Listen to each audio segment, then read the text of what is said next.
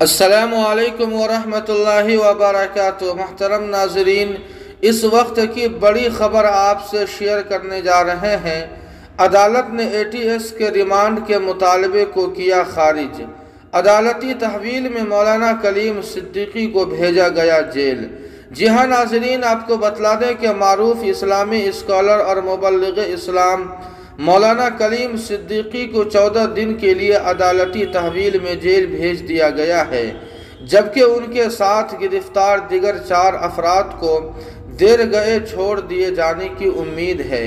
ناظرین، آپ کو بتلا دیں کہ نوجوان مگر باصلاحیت فعال ایڈوکیٹ ابو بکر سباق نے لکھنؤ سے روزنامہ خبریں سے گفتگو کرتے ہوئے بتایا کہ عدالت نے U P A T S کے رویے اور طریقہ کار پر سخت پھٹکار لگائی۔